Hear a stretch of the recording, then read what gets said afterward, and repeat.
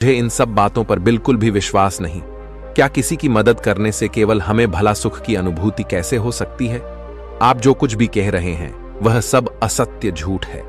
मैं इन सब चीजों में विश्वास नहीं करता। यह सारी बातें गुरुवर ध्यान से सुन रहे थे। तभी उसे व्यक्ति की इस बात का जवाब देते हुए वे कहते हैं, बेटा, क्या तुमने आज तक कभी किसी की सहायता की है? क्या कभी किसी की निष्पक्ष भाव से मदद करने की कोशिश की है? इस पर व्यक्ति कहता है, नहीं, क्योंकि मुझे इन सब चीजों पर विश्वास नहीं। तभी इस पर वो गुरुवर कहते हैं, बेटा, जब तुमने कभी किसी की सहायता नहीं की, जब तुमने कभी कोई धर्म का कार्य किया ही नहीं, तो तुम्हें कैसे पता चलेगा कि किसी की सहायता करके तुम्हें सुख की अनुभूति प्राप्त होगी? और यह तुम्हें कैसे पता चलेगा कि यह बात कितनी सत्य है और असत्य?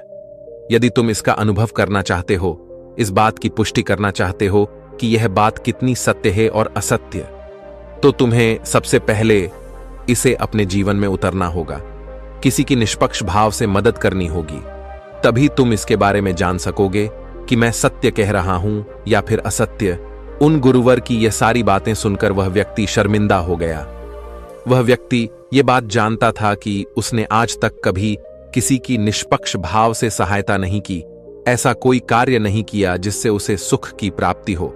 आगे वो गुरुवर सभी को इस बात को स्पष्ट तौर पर समझाने के लिए एक कहानी सुनाते हैं। वे कहते हैं कि गुरु और एक शिष्य अपनी यात्रा से लौट रहे थे। इस यात्रा के दौरान जहां पर भी उन्हें अनाज मिलता, वे उसे बटोर लेते, उसे ग्रहण कर लेते। एक पोटली गुरु के पास से थी और दूसरी पोटली शिष्य के पास।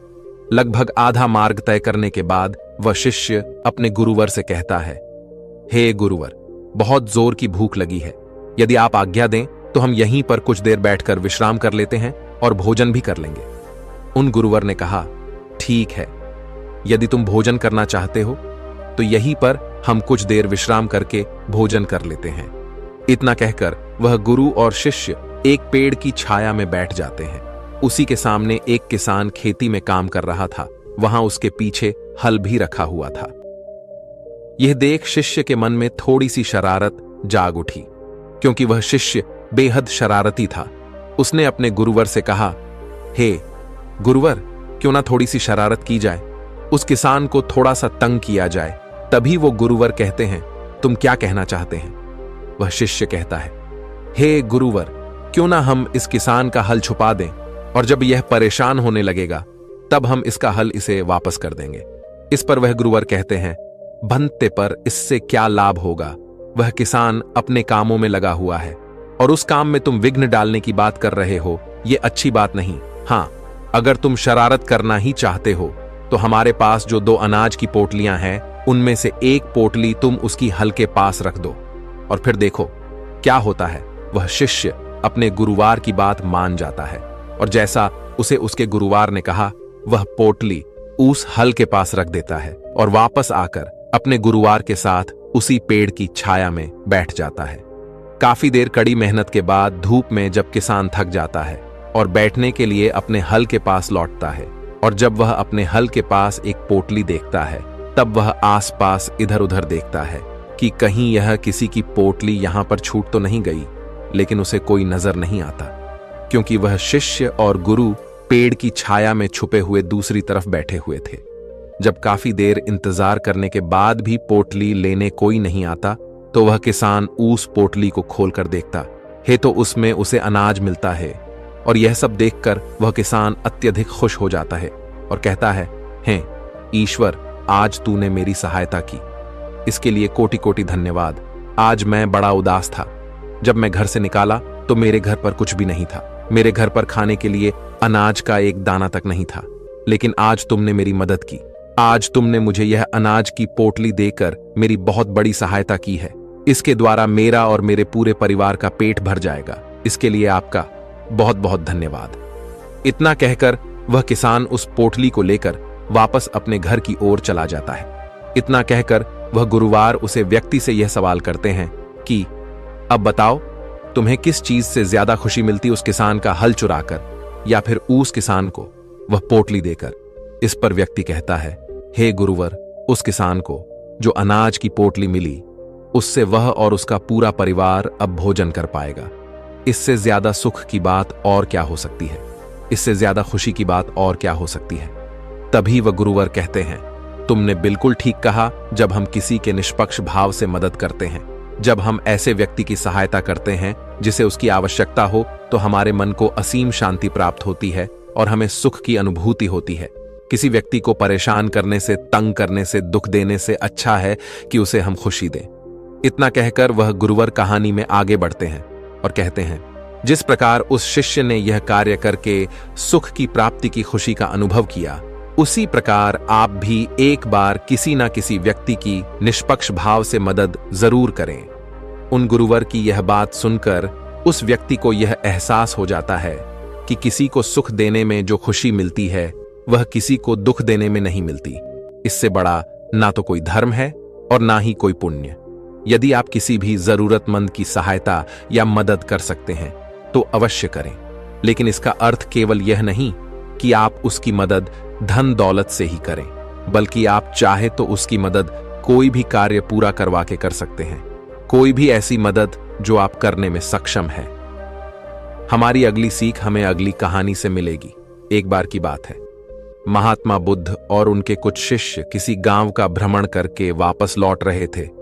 तभी वहां पर उन्हें कुछ लोग मिलते हैं जो उन्हें देखते ही उनकी निंदा करते हैं, उन्हें अपशब्द कहते हैं। जैसे जैसे महात्मा बुद्ध और उनके शिष्य आगे कदम बढ़ाते हैं, वह लोग उन्हें और भी ज्यादा अपशब्द कहना शुरू कर देते हैं। लेकिन महात्मा बुद्ध और उनके सभी शिष्य बिना कुछ कहे, चुपचाप, बिना कुछ प्रतिक्रिया दिए वहां से आगे की ओर बढ़ चलते हैं। आगे कुछ दूर जाने के बाद उन्हें एक वृक्ष नजर आता है, जहां पर वे सभी लोग रात गुजारने के लिए विश्राम करते हैं। तभी पासी के गांव से कुछ लोगों का समूह वहां से होकर गुजर रहा होता है। वे लोग उन महात्माओं को देखकर अति प्रसन्न हो जाते हैं। वे लोग उनसे आग्रह करते हैं कि आप हमारे गांव में चले। उनका यह आग्रह महात्मा बुद्ध और उनके सभी शिष्य स्वीकार कर लेते हैं। वे सभी उनकी गांव की ओर चल पड़ते हैं। गांव पहुंचते ही वे लोग उनका आदर सत्कार करते हैं, उन्हें भोजन करवाते हैं और रात्रि में वहीं रुक जाते हैं। वे सभी भिक्षु और महात्मा बुद्ध उन गांव वालों की सेवा से बहुत प्रसन्न थे और अगली सुबह वे अपने आश्रम की ओर निकल पड़ते हैं। आश्रम पहुंचकर वह लोग अपने रोज की दिनचर्या में लग जाते हैं। वह सभी आश्रम से कुछ दूरी पर बने हुए एक गांव में पहली बार भिक्षा मांगने के लिए जाते हैं। वहां पर कुछ लोग उन्हें बड़े ही प्रेम और आदर के साथ भिक्षा देते हैं, तो कुछ लोग उनका अनादर करते हैं, उन्हें अवशब्द कहते हैं, वे मन के उन्हें भिक्षा देते हैं। और कुछ लोग तो उस गांव में ऐसे भी थे जो उन भिक्षुओं को देखकर उनका अपमान करते हैं, उनकी खूब निंदा करते हैं।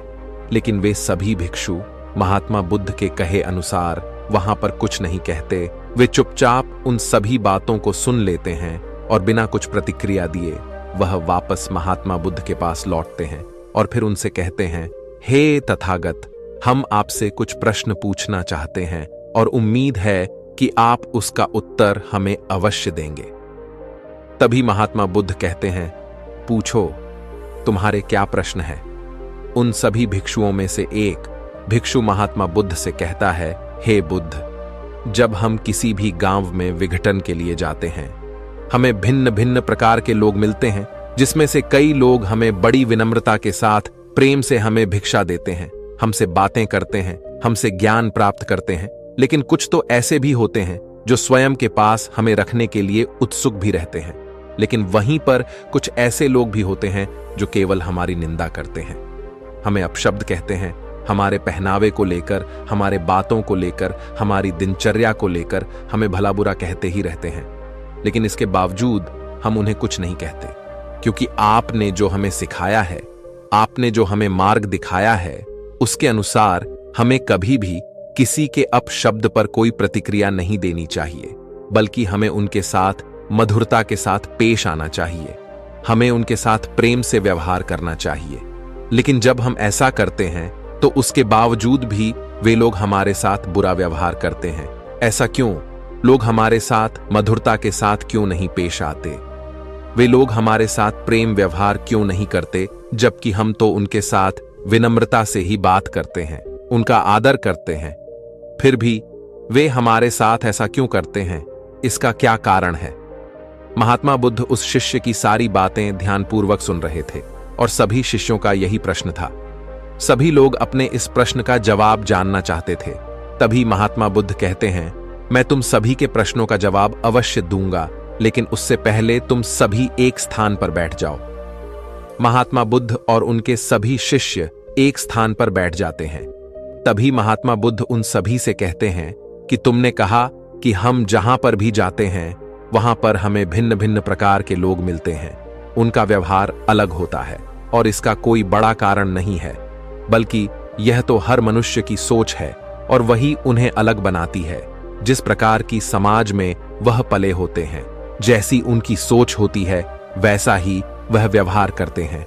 और इसमें कोई भी संदेह नहीं है कि कोई भी व्यक्ति स्वयं की सोच और विचार के अनुसार ही अपना जीवन देखता है, समझता है और बनाता है।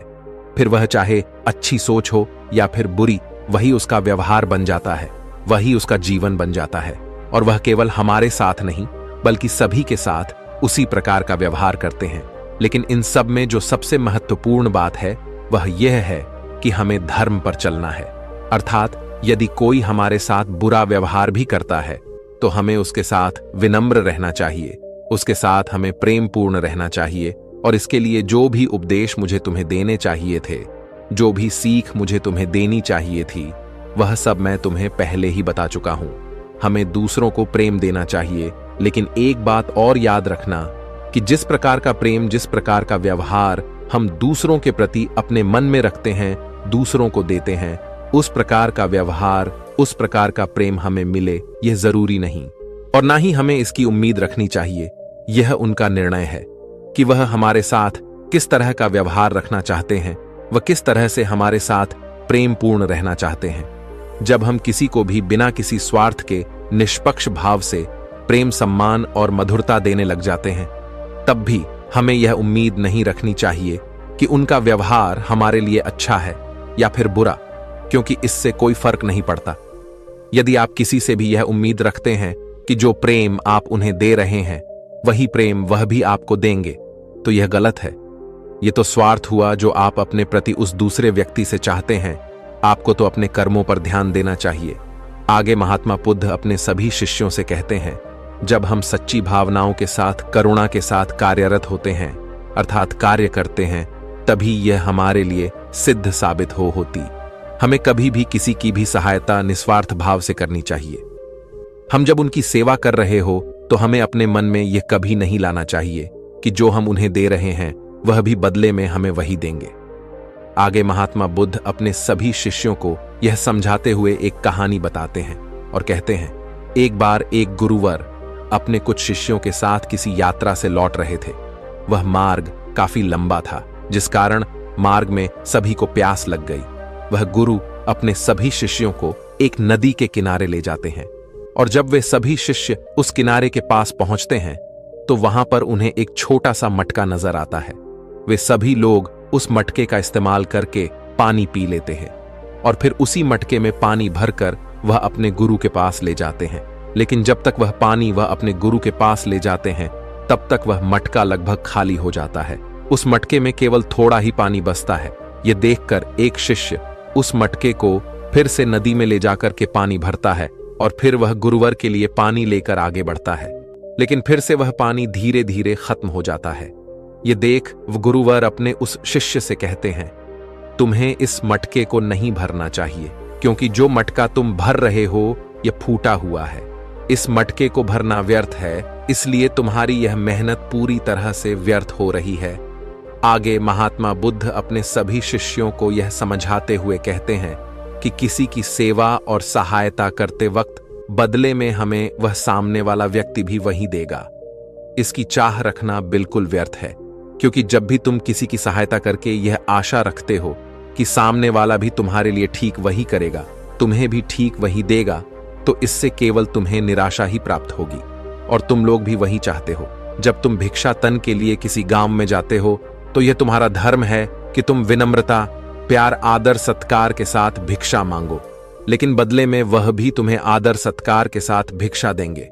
इसकी उम्मीद करना बिल्कुल व्यर्थ है, क्योंकि जब भी तुम किसी की सहायता करके यह आशा रखते हो कि सामने वाला भी तुम्हारे लिए ठीक वही करेगा, तुम्हें भी ठीक वही देगा, तो इससे केवल तुम्हें निराशा ही प्राप्त होगी और तुम लोग भी वही चाहते हो। जब तुम भिक्षा तन के लिए किसी गांव में जाते हो तो यह तुम्हारा धर्म है कि तुम विनम्रता, प्यार, आदर सत्कार के साथ भिक्षा मांगो, लेकिन बदले में वह भी तुम्हें आदर सत्कार के साथ भिक्षा देंगे। इसकी उम्मीद करना बिल्कुल व्यर्थ है। महात्मा बुद्ध के इस उपदेश को सुनकर वहां पर उपस्थित सभी शिष्य महात्मा बुद्ध की इस बात को अच्छी तरह